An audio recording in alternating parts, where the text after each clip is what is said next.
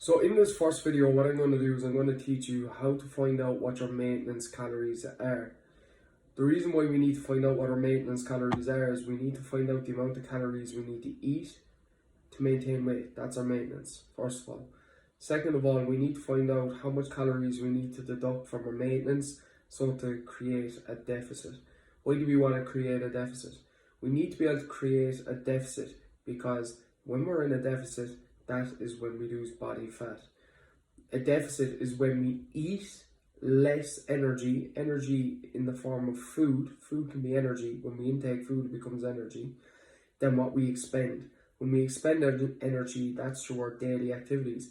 That could be going to the gym, jiu-jitsu, rugby, soccer, hurling, whatever it is. It can be doing the garden, it could be doing gardening, it could be cutting the grass, it could be taking your dog for a walk.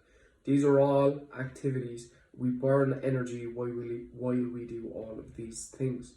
So it's important to know how much of a deficit we need to create to lose body fat. Now, when we're creating a deficit, we don't want to create an extreme deficit. So what do I mean by this?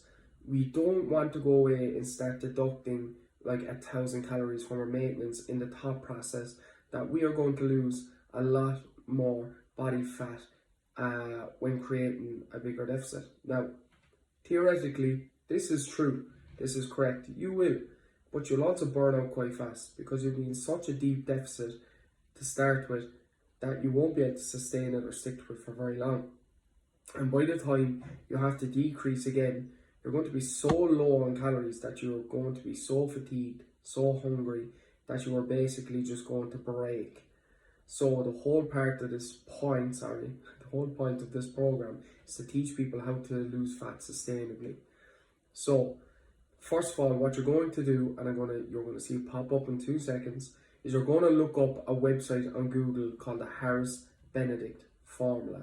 Now this formula takes into account our basic metabolic rate. Our basic metabolic rate is the rate at which our body burns calories through just upkeeping muscle. You could lie in bed all day and your body would still burn calories, and this is the amount of calories it will burn.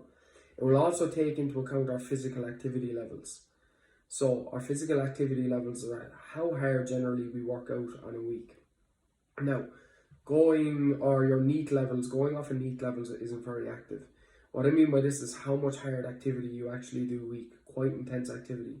Jiu-jitsu rolling, rugby training, a jog, a hike, these going to the gym, intense gym workouts. This is what we're going to take into consideration when doing this. It's not really a walking around, kind of going to the shop here and there. That's completely different. Okay?